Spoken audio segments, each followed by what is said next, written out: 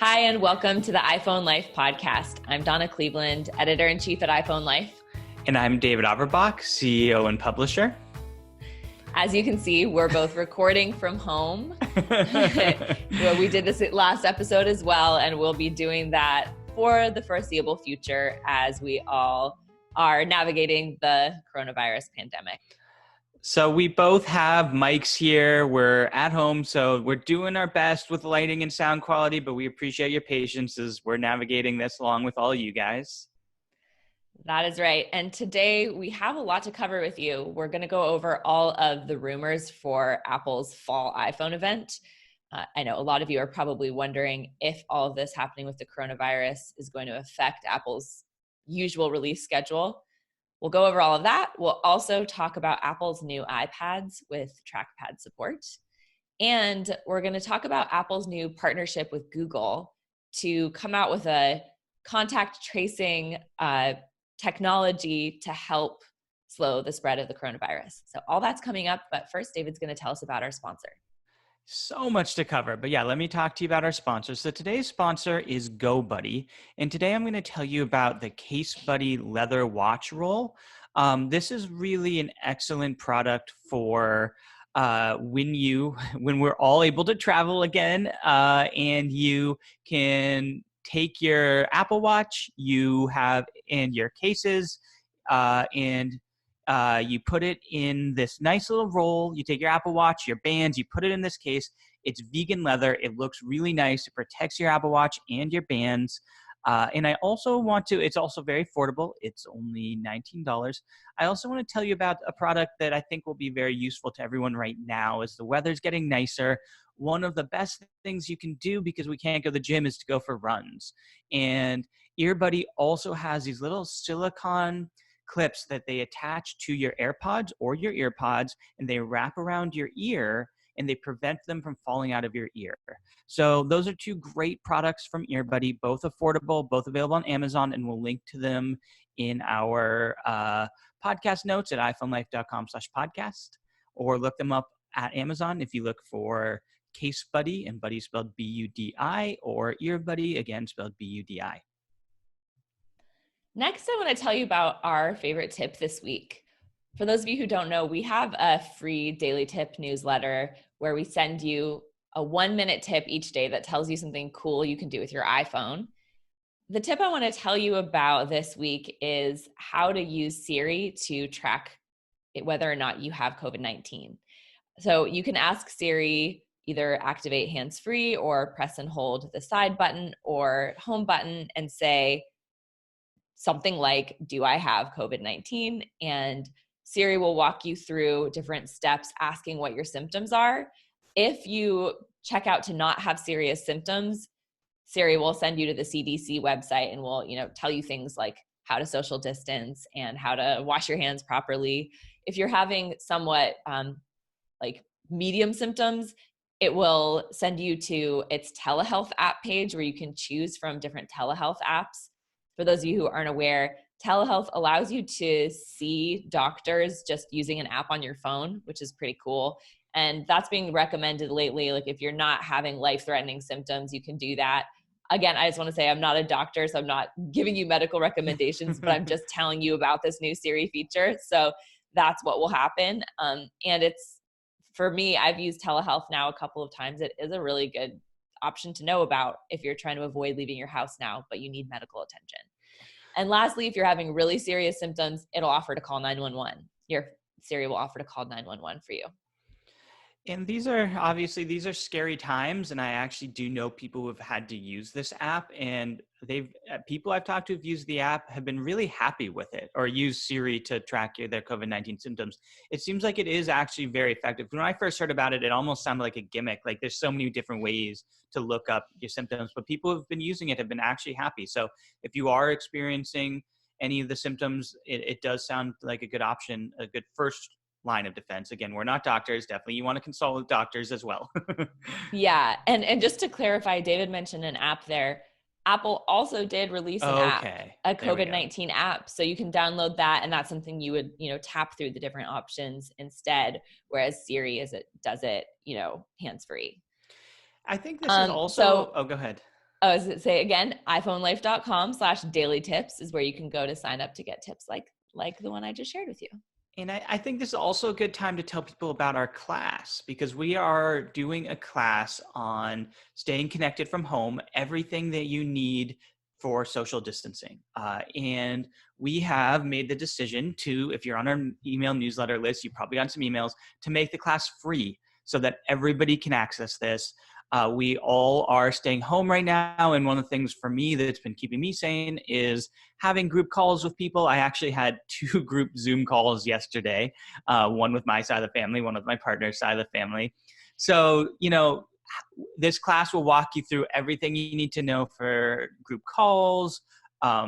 We have text messaging tips and tricks. We have apps to use. It's got all that stuff. It's free. Starts tomorrow. So that's Wednesday, the 15th. So make sure you sign up today at classes.iPhoneLife.com. Yeah, thanks, David. We will go over tips like the one we just shared about, if you are having symptoms, that there are options on your iPhone. But I just totally agree with David that this is a really challenging time, whether you're having symptoms or not. And it can make a huge difference being able to still keep connections going with your friends and sort of simulate having a party, but do it through Zoom. That'll be one option, or FaceTime, or a group chat. So we'll teach you all of that. And we're really excited to be offering it totally free. Yeah. And I do want to put a quick plug for sharing this with your friends and family who you think would benefit from it. People who have iPhones, who are social distancing. This is free. We want everybody able to have access to it. So if you're going to take it, you can get the most out of it by taking it with your friends or family. If for some reason you're busy or you don't want to take it, sharing with people who would benefit from this class as well. Yes. And at our iPhoneLife.com/podcast, we'll have links, but you can go to classes.iPhoneLife.com if you can remember that now. But that's always an option to go get that link and share it with all your friends. Next, I want to tell you about our premium subscription, iPhone Life Insider. This is our full premium service to help you master your iPhone. We have in-depth video guides. Now, while you're stuck at home, is a great time to really get in depth and learn how to use all of the functionality of your devices that you carry around with you every day. We also you get a full archive of iPhone Life magazine. We've been around for more than a decade with iPhone Life, so there's a lot of great content to catch up on there as well. Free video tips, so you can have a video walkthrough of these short bite-sized tips every day. So with very little effort, you're going to be mastering your iPhone every day. You can you can get a special discount as a podcast listener if you go to, David, do you remember the URL? iPhoneLife.com/podcast discount. Yeah. Sorry, we've been on a little hiatus with the podcast recently, so it took me a minute there. We're rusty, but we're getting there. We're getting through it. Yeah, so you'll get a discount. Just a couple things to add. First of all, we actually have increased the discount. It used to be you save $5, now you save $12, so a little bit extra discount. We are a small independent publisher, so I know it can be a little confusing because we cover iPhone. We are not associated with Apple in any way, shape, or form. Our only title is iPhone Life. So the entirety of what we do is help you all master your iPhone. And so it's a tricky time as a small business in general right now, but in particular, it's tricky to market. So we're trying to find the balance between making as much of our content as accessible as we can, offering these free classes, but also subscription revenue is our primary revenue stream. We rely on it in order to continue as a business. We've been so thankful to all of you guys who've gone and subscribed these last 2 months. We had a huge outpour of support. We really appreciated it. It's allowed us to continue providing free content and continue to provide content to insiders. So I want to thank everybody who has gone subscribed, and also just make that plug because it's a tricky time to be trying to charge people for things, and we understand that.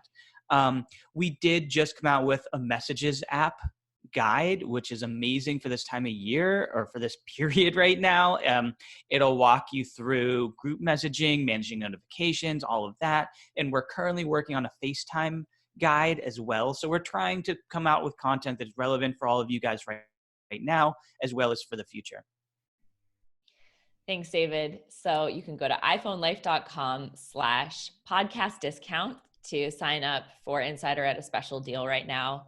And again, our class we're offering completely free, but we really appreciate the support to keep our editorial team intact during this time if you do decide to sign up for Insider. Now I'm going to tell you about an insider who wrote in recently with a question, because one of the features you get as an insider is access to our editorial team. So as you have tech problems, we help you solve them. I'm going to read to you what one of them wrote in. Dear iPhone Life, all of a sudden now when I answer a call and put it up to my ear, it automatically has it on speaker, which really hurts my ear. I've tried turning my phone off and back on, and that didn't help. That has never happened before. I'm hoping you can tell me how to change this. Sincerely, Ear Blaster. We're keeping people anonymous. That is not their real name. Fun fact. Yeah. Howdy, Ear Blaster. I believe the setting you're looking for is now buried in Settings, Accessibility, Touch, Call Audio Routing. This setting lets you select the default for which speaker to use when answering calls. Set it to automatic. My guess is that somehow you set it to speaker somewhere along the way, which has led you to have the audio from every call routed to your speakerphone. Not ideal. Cheers, Cullen. Cullen is the one who's been answering these questions lately. I might actually set it to speakerphone on purpose because I like using speakerphone. Yeah, that's what I was going to say is it's not only nice if you accidentally did this feature, it's nice to know that this feature exists for people who do want to have the default be answered by speakerphone. I agree. Yeah, the accessibility settings on your iPhone, I feel like a lot of people don't know about, but it has some really good stuff in there. So I'm glad that an insider wrote in to bring that to all of our attention. Yes. I also wanted to read to you a comment from a listener. It's nice to hear during this time that we're helping out, our iPhone Life fans. So it's great to hear this. Your learning facilitation publications are more important than ever to everyone that has an iPhone and or iPad. Distant, remote, and from home working, learning and medical services are filling major new needs that have come to be that have become necessary during the world's ongoing pandemic. I wish that more and more people of different ages, education experience, and current needs could get access to all of the content that you offer. That was great to hear. Thank you, Joe. All right, David, why don't you tell us about our second sponsor for this episode? So our second sponsor today is OWC, and I'm going to tell you about the Envoy Pro X. And it's a really powerful external hard drive. It's a solid state drive, which means it's very fast. It also uses USB 3, so it has a USB-C plug. So it transfers data really quickly and easily from your computer to the solid state hard drive. And it also just looks beautiful. They're using an aluminum design that matches your MacBook Pro or whatever computer you have. And so it looks really sleek. It's light. It's portable. It's perfect for anything that you're needing to back up and right now, as we're all kind of relying on our computers for everything, you want to make sure you're backing things up. Or if you do any work where you need to store things remotely, it's also valuable for that as well. And it's really affordable. So make sure you check it out. We'll link to it at iPhoneLife.com/podcast. And again, the company's OWC and the product is Envoy Pro X. All right, without further ado, let's get into all of the Apple news and rumors that we have scheduled for this episode. I think it makes sense first to catch people up if they were not paying attention to the new iPad Pros with trackpad support. David, I believe you wanted to. Yeah, to catch people up on that. The iPad itself, I would say, I'm not that excited about it, to be honest. They basically updated the iPad Pros. They added a LiDAR scanner, which is good for augmented reality, which I personally don't use very much. Donna, do you ever use augmented reality for anything? No, occasionally I've used Apple's built-in Measure app because I wanted to try out augmented reality, Mm-hmm. but I haven't found it to be that accurate. So I get out the old tape measure instead. Yeah, and I appreciate that Apple's moving the ball forward on augmented reality because it's one of those technologies that does have a lot of potential down the road. And it feels like Yeah. Apple's putting building blocks in place. Sometimes this happens with Apple where they'll be putting building blocks in place. And for a while, you're saying it's not useful. It's not useful. This happened with HomeKit. And then all of a sudden, all the pieces come together and it's really useful. So I'm hoping that's what happened because I don't think very many people are going to buy a new iPad, which is like $1,000 just for the LiDAR scanner. It also had added an ultra-wide camera, so has new and improved cameras. They added a new processor. They have the new chip, which is faster. So it's a slight improvement. I have the iPad Pro from the last generation, which I love. And so if you have an older iPad, I do want to put a plug for it because it has a beautiful display. It's edge to edge. The processor's amazing.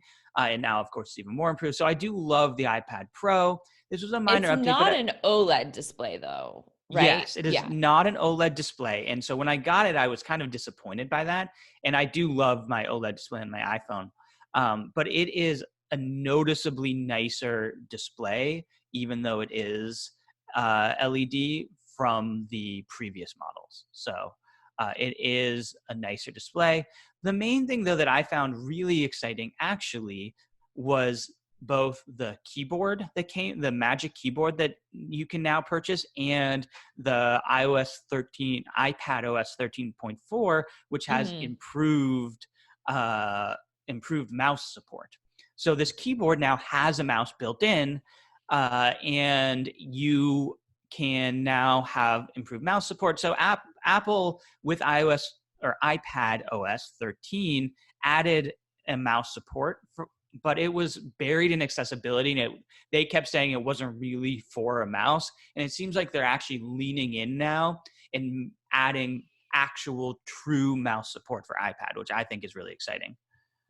Yeah. I mean, we've talked a lot on this podcast about the limitations of the iPad when it comes to doing real work. And Mm-hmm. I think to me, it seems like Apple's finally taking this pretty seriously.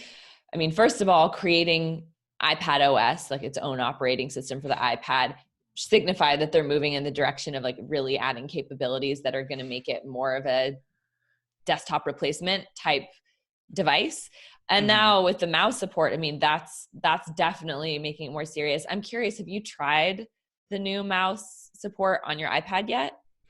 I have not. I've tried it since iOS 13 came out, but I have not updated to iOS 13.4. So I'm really excited Yeah. to do that. So we'll have to Um, report back to people to let them know how yeah, that is. Because it was just a like couple of weeks ago that Apple actually released, like they announced the new iPads mid-March, and then it was end of March before they actually released iPad OS 13.4. So it's very yeah. new. But even messing around with iPad OS 13, actually one of our new sponsors, Bridge, has for a while now, they came out with a keyboard case for the iPad Pro that has a trackpad built in. So I've been messing around Mhm. with that for a while, and it's pretty good. It's intuitive. It's easy to use.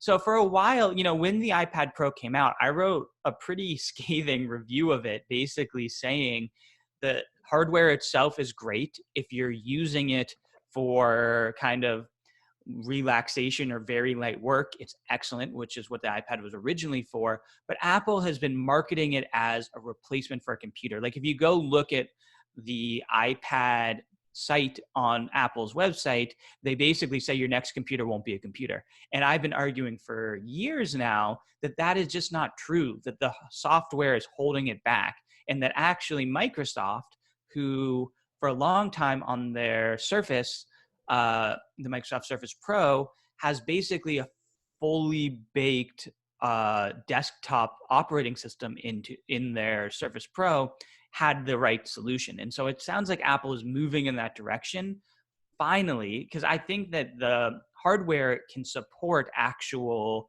working in actual kind of power use situations, but the software wasn't there. So I'm really excited. I think there's a huge leap forward for Apple, more in the software side than the hardware side. And also the Magic Keyboard looks awesome. They did a really nice job. It's really sleek. Yeah, it's cool. And it's nice that it's so easy to pair. Like you can pair any Bluetooth mouse now just in your Bluetooth settings, the same Yeah. way that you would a pair of headphones. And with the track, if you're setting up a trackpad, whether it's something like Bridge or Apple's Magic Trackpad, Hmm. there's setting in those settings, you can also customize the experience. I haven't done it personally yet, so I'm not sure exactly how that works, but I thought that sounds nice too, because I would imagine it is a bit unusual. It's not exactly the same as your desktop computer. So having some customization options would be nice. Um, I think that's it. And one other thing I just wanted to point out with the ultra wide camera, you said this is two cameras now, right? Like you have the ultra wide and the wide. So this is Yeah. would also bring um, just in general, it would help with the portrait photos too as well. Yeah, and I'm so skeptical of that. Does anybody carry around their iPad and take photos? They keep I adding nicer and nicer know. cameras, and it feels like they're checking a box on some like checklist that nobody cares about. Like I never do that. The front facing camera is valuable, especially these days because we're all doing FaceTime, but I never take photos with my iPad. I agree with you, like both with the LiDAR scanner and with the dual lens cameras. I'm like, I probably would recommend to someone, even if they're upgrading from an older iPad, to buy the 2018 generation iPad Pro and save some money. Cause it's like you get the nice display, you get the Face ID, but you don't have to pay extra for these features that aren't going to really matter to you. Yeah, you're probably right. The only caveat I will place is this is one of those things where our industry in general tends to look at the long list of features and analyze sort of the fancy new things, but the processor is usually the most important thing. And as True. we are moving towards using an iPad as a computer, and I think Apple's gonna be adding more and more features in that light.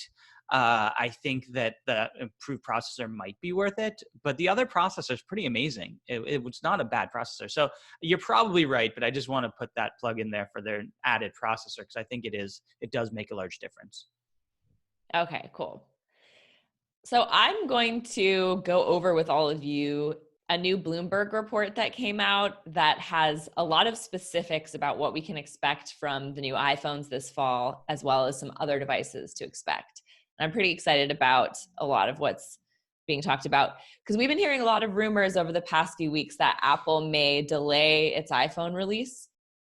Apple's been very regular about releasing phones every September, and we were hearing it might not be until October or November that Apple was releasing phones this year. And that's because of the coronavirus pandemic and not only slow disruptions in the supply chain in China, but also just concerns over what the demand will be in the fall because of the global economy. And there still are a lot of question marks. Like we don't really know how this is all going to unfold. The report said itself that all this was subject to change depending on what happens in the next few months. But Apple's still sticking to its plan to do a September iPhone release. It may just, some of the models they're coming out with, there may be like a few weeks of pre-order time before you can actually get one, which isn't that unusual for Apple, No. actually. So here is what we can expect: 4 handsets this fall, 2 premium ones, which is follows the usual trend, and like 2 lower end ones, which is a little different because Apple's been doing usually one lower end cheaper phone. Like right now we have the iPhone 11. And apparently these phones will follow more of an iPad like form factor, iPad Pro like form factor. Apple's been for a while now doing a more curved screen and curved edges, and the new iPad Pros have a hard edge, a flat edge to them. And apparently the new phones are going to have a flat edge. So flat stainless steel edges and a flat screen that doesn't curve at all. They will support 5G. That's something we've been waiting for a while. This could also bump up the price of these phones. And the premium phone will also have the LiDAR scanner, like with the new iPad Pros. So they're going to be set up for all these new augmented reality features that David and I are skeptical of, but think eventually will probably be really cool. They'll have the 3 lenses, the same that the 11 Pro line has. And apparently Apple is working towards getting rid of the little notch at the top of these displays, but won't be completely gone for these phones. They'll be smaller though, apparently. So let's pause here. How are you feeling about this? I'm excited about the smaller notch. I don't know that I care about the iPad-like design versus the tapered edge. It feels like Apple just goes back and forth between the two to say they did something different, right? Like, do you care? Yeah, not at all. Okay. I mean, The it's smaller interesting notch to I'm excited know. about. It's interesting to know, but I don't, it's not wouldn't at all factor into a purchase decision for me. No. Although I will say, I know it's becoming a controversial stance apparently, but I am so excited for 5G. I'm so excited to have an iPhone that supports 5G. Is it a controversial stance? I mean, It depends who you follow on Facebook. yeah. Some people are worried about 5G. I'll link to the episode we did about this. Yeah. Which helped clear up some of my concerns. Yeah. But which I didn't have that many anyways, but yeah, but it was interesting to hear some of the concerns addressed in that episode. So then, the premium phones went over that. Apparently the largest premium phone will be a little bit bigger than the 6.5 inch 11 Pro Max. Again, not a purchasing decision for me. I like my 11 Pro size. I don't really need the supersized phones. You know what? Interestingly, in the next episode, actually, we're going to do an interview with my stepson who has a phone now, and he has the 7 Plus. And I was looking at that 7 Plus on the bigger screen and feeling a little bit jealous of it. And I was considering for my next purchase going with a bigger size. But actually, if they made it any bigger than it already is, that's actually a deterrent for me, because it's all like I have the 11 Pro now. I don't have the 11 Pro Max. It's already pushing it to go to the max. Any bigger than that, and I'm going to be unhappy. So we'll see. Yeah. I mean, now that we're spending so much time at home, there's not as much of a portability issue right now. But I mean, hopefully this won't be the case, for that much longer. But yeah, to me, the biggest thing, it's like I can have like one of the larger phones carrying around in my purse, but a lot of people carry phones in their pockets. And if you're getting that much bigger than 6.5 inches, it's going to be annoying to carry around. Yeah. The budget phones will have 2 lenses and presumably will continue to not have the OLED displays, which I love my OLED display. So it keeps me wanting to go with the premium ones personally. And I love my portrait mode. I love my 3 cameras. So I probably will stick with my Pro. Now, the next rumor, I think, David, that you will be very excited about this. I'm so excited. Apple is finally going to be coming out with a new HomePod, which David's talked about this quite a bit, that the HomePod's felt like a very neglected product line. Mm-hmm. Apple has not been updating it regularly, has not been adding new features. And the few people in our company, we have a company one that we can all work with. And then David and Sarah have HomePods at their house. And it seems like what does work well makes it really worthwhile to have, but it is like it could use some TLC in a lot of big areas. So this new HomePod is supposed to be half the size, cheaper, which is nice because the current one starts at, isn't it $349? They've been slowly lowering the price. It was $349, but I think it's been sort of trending down. Maybe $299 I don't know, somewhere between $300 and $325 or something. It's going to have the same overall look and design. Apparently they're going to add more music services, which would be amazing because David and I are big Spotify fans. And right now you can only play an Apple Music subscription on your HomePod, which feels like not cool, I think. Not cool. I agree. And Apple has apparently been acquiring AI startups to improve Siri because another problem is just limitations that Google and Amazon don't have with their personal assistants, and that they're going to be improving smart home features too. This is all vague beyond the concrete, like adding new music services, but still all sounds like good things to me. And this is one of those. I'll tell you why I'm really excited. I think I'm in by far the minority to say that I really prefer my HomePod over my Amazon Echo. I have both, and Amazon Echo really, it gets most of the coverage and kind of people tend to consider as the industry leader because it has more functionality. You can have third-party apps with it, and they just have really fleshed out some more of the functionality, whereas the HomePod definitely has been neglected from a functionality standpoint, as we were just talking about. But I find that the integration with all of my other Apple products makes it so much more usable for me as somebody who has all these Apple products. And B, I find the experience of using it to be a lot better. And this is something that doesn't get talked about much, but Siri, I find, does a better job understanding my requests than Alexa does. And I just find it's easier to use. And so I actually love my HomePod. It's a product that a lot of people, I'm always surprised, there's a lot of people who don't even know that it exists as an Apple product. I love mine, but it definitely needs some of the functionality that Amazon and Google have, which is A, better search functionality, B, ability to use third-party apps, and C, adding other music services, because it is first and foremost a speaker. I use Spotify, and so it really limits my functionality as a smart speaker that it doesn't integrate with Spotify. So I'm really excited about all these things.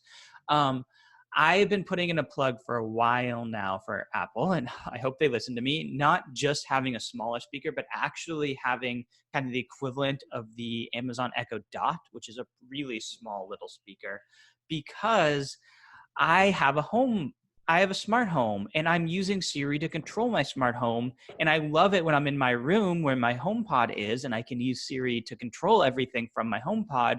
And but I'm not going to spend $350 or even like $250 to buy speakers, each speaker all over my house. But I would spend like $50, which is the price of the Amazon Echo, to have a few of those around my home so that I can use Siri through that. Yeah, it makes a lot of sense to me. It does, the rumors don't sound like that's happening this year, I but know. at least we're getting a cheaper one. I also am skeptical of how much cheaper it's going to be honest. But they're saying it's expected to be second half of this year, so we might be seeing this new HomePod at the September event. And Apple's also expected to come out with Apple Tags. For some of you listeners, you may have used Tile trackers before. They're little Bluetooth tags that they have ones that are like really flat, so you can put it in a credit card slot in your wallet and use it to track your wallet, or you can attach it to your keys as a little keychain. And it's a useful way from an app on your phone to track your devices.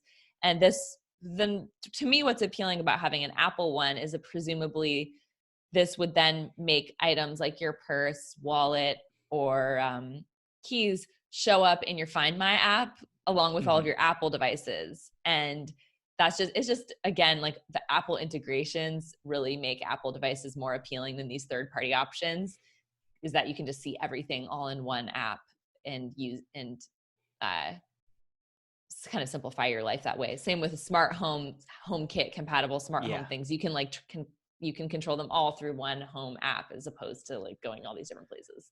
Have you used Tile? Do you have any tiles?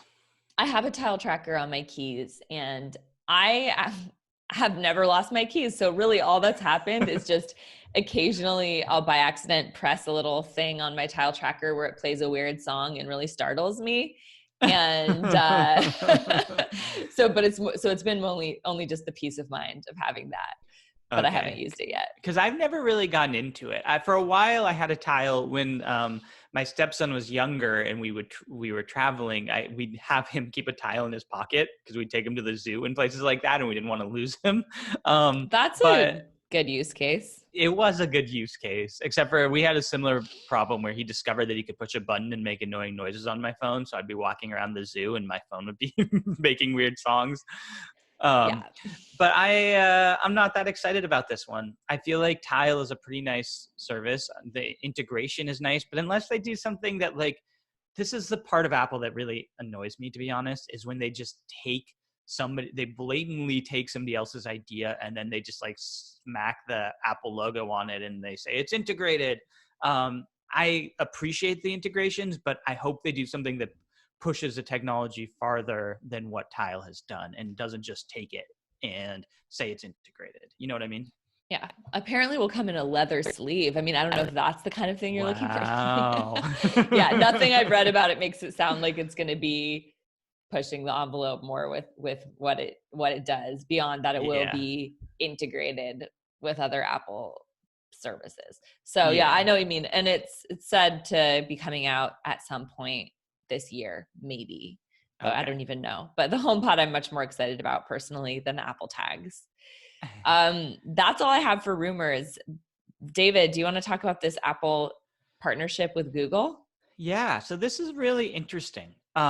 So one of the things that I've been reading a lot about is sort of what happens next as a society. You know, how do we start to reopen up our society after social distancing? And there's sort of a few paths forward. The best path forward is going to be when we can get a vaccine, but that's realistically probably at least a year away. And none of us are wanting or planning to spend the next year at home. So the question is, what do we do in the meantime? And there's a few things that will make that a lot easier. A lot more access to tests makes that a lot easier. But another thing is something called contact tracing. And basically, what that means is if when somebody does test positive for COVID-19, if you can contact everybody who has come in contact with that person in the last 14 days and get those people to self quarantine, then the rest of us likely don't need to self quarantine. And so the problem though is that a lot of times with COVID-19, there's a long period of time where you don't show any symptoms. So it's hard to really know how many people you've come in contact with and for how long. And especially, you may walk by somebody at the grocery store and you didn't know them, you don't know their phone number. So that's where this partnership with Apple and Google comes in. And basically, what they're doing, it's fascinating. They're going to use Bluetooth, and every time you get within 6 feet of another person's phone, and of course, between Android and iOS, that covers, I don't know, probably 95% of phones at this point. Every time you come within 6 feet of the phone, it will take note of the fact that it happened. And then when someone tests positive for COVID-19, they enter that data into their phone and it notifies everyone who has come in contact with that person. And it does it anonymously, which is nice. So it doesn't, what Apple and Google are saying is it's not going to keep their contact info. You don't have access to people's contact info. You don't have a list of people who have COVID-19 because there's a lot of privacy concerns, which we'll get into in a second. But that's basically the gist of it. Apple uses actually a very similar technology for Find My, so that in addition to using geolocating, they actually have Apple devices talk to each other via Bluetooth, so that if somebody disconnects your phone from Wi-Fi, you can still usually track it down based on the fact that it's near other Apple devices. So it's called a mesh network. It's really expanding that across to Apple and Google together and applying it to COVID-19. And what I leave out, Donna? Well, so when I was reading about it today was that I was curious, like how, like, what sort of contact you have to have with someone before it would be considered that you were in contact with someone who had COVID-19. And Apple apparently said you'd have to be in the proximity of a couple of feet from a person for Okay. 10 minutes Oh, before it would tell you that you had been subjected to the virus. And then the other thing was just I think a lot of people have concerns that this would be used as a surveillance tool for people. Yeah.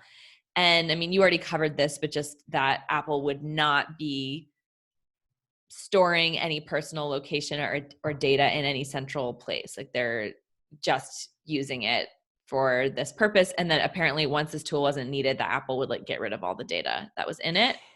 And And then the other thing is that it's go ahead. opt-in. Yes. That it's opt-in. And the Apple, I guess, drew a very clear line that they were not comfortable and were not going to be using this as a government tool, like to require people they weren't going to allow the government to track you, basically. Like, this is something that you are opting into, and that it's all going to be anonymous. And so it seems, from what I can tell, that Apple is still standing behind its stance of protecting user privacy, which in general, Apple has been pretty good about that.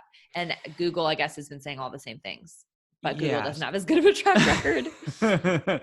So, I mean, it's a really fascinating topic. And so I want to spend a couple minutes just exploring it, because there's several really slippery slopes here. And in general, as a society, we are going to have to deal with the trade-offs of privacy and health for the next year, at least, until we get this vaccine. Because in reality, if you make it optional, how secure are we as a society? If you really, in order for society to feel comfortable to open up in the ways that we were open before, you need to know that you're not going to be coming in contact with someone who has COVID-19. And so there's a lot of questions around what happens if the government requires this. Would they work with Apple and Google? Would they do it themselves? Are Americans comfortable with Apple and Google owning this information? Are they comfortable with the government requiring this? Because basically what it would look like, and it's kind of crazy to think about, would be like, you could go and you go to the grocery store and you have to scan your phone at the entrance before you walk in the door. And if you come in contact with somebody who had COVID-19, you're not allowed in the door. That feels really nice to me if I'm someone who doesn't want to come in contact with COVID-19, but it's also pretty scary. So a couple of the slippery slopes are, number one, tracking someone's location, and everybody who they come in contact with is a scary piece of privacy that who do we want to give this to? Private companies? Do we want to give it to the government? The other one is, if you read up on how China is now operating, and even before COVID-19 has been operating, they have a lot of technology like this, but they're applying it beyond just, are you sick? And more like, are you paying your credit cards on time? Have you gotten in a car accident lately? Are you nice to people? And so there's a lot of slippery slopes there. If you imagine we set up this infrastructure to only allow somebody in the grocery store if they're healthy, what happens if they don't pay their taxes? Could we not let them in the grocery store because they didn't pay their taxes? And there's a lot of privacy concerns around this. So it's really interesting. I don't know. What are your thoughts on it, Donna? Well, a lot of it, what you're saying, is sort of like about precedent. Like, Yes. Are we setting a scary precedent, and also proving that we have, like, we already know we have the capability, we already have the technology to do a lot of scary things with our phones, when it comes to privacy, but a lot of it is, we just have a strong precedent that's not cool. Like, you can't do that. But if we start, seeing strong benefits, for instance, being able to stop this virus by people opting in and doing this, like, a case could be made in the future of like that it's enough of a public health benefit that we should make it mandatory. Yeah. And everybody who owns a phone has to be like giving away their private data to the government or whatever. And like, so yeah. I understand it is scary. On the other hand, I think that, you and I are both pretty pro technology. I definitely am, and feel like if there is a way to help solve this global crisis using our phones, and I do, for the most part, think that Apple has been trustworthy with people's personal data, I can't help but overall feel like the benefits outweigh the risks. But I understand. I think that it's really good that people are asking a lot of questions and holding Apple and Google to that standard, and letting them know that they don't want to, that people aren't going to be comfortable using this technology unless they feel that they are protecting our privacy. Yeah. And I think the point you're making as well is that the other side is really scary as well. If we do not take actions like this, what happens? And that's been something, as I've been kind of following these stories of not just what's happening right now and are we flattening the curve, but what happens once we start to flatten the curve, how to reopen up society. There aren't easy answers to these questions. And it's going to be a year or so before we really, until we all have herd immunity or we have a vaccine, that's going to be a risk. And it's a matter of risk management. And if we all decide to social distance for the next year, what does our economy look like? And so there's risks on both sides of all of this stuff. And so, yeah, it's really tricky and complicated, and there aren't easy answers here, but it's also just, it's both exciting that technology could play a big role, but it's also scary, the privacy concerns. On the other hand, I also think if you're using an opt-in type of technology, I just wonder how effective it will be, because it seems like a lot of people wouldn't use it. Yeah. I mean, I'm I glad agree. that Apple is trying, and Google are both taking this seriously and putting resources behind this. But I feel like it's one of many tools that could help this situation. But we wanted to make our question of the week is hear from listeners what you think about this. I guess in May, Apple's going to start pushing out this software. And we would like to know if you plan to opt in. Email us at podcast@iPhoneLife.com and let us know why or why not. Do you plan to opt in? And also, are you comfortable with a bigger picture solution that involves contact tracing on your phones? Even would you be comfortable with it being mandatory as well? So I'm interested in all of your thoughts on this. Will you opt in to Apple's current solution? And how do you feel about that solution being applied on a larger scale? How do you feel about it being mandatory? I think I've been talking about that. My partner and I have been having this debate for a while. I think that if we can have a solution that allows us to basically operate as a society again and leave the house, I think that's worth it. And I think it's scary, but these are scary times. And I think if I'm prioritizing, on one hand, causing a depression in our economy and not being able to leave my house, and on the other hand, kind of these abstract concerns of what are the privacy implications, I'm choosing these abstract concerns because I need to leave my house. And we all need an economy. Yeah.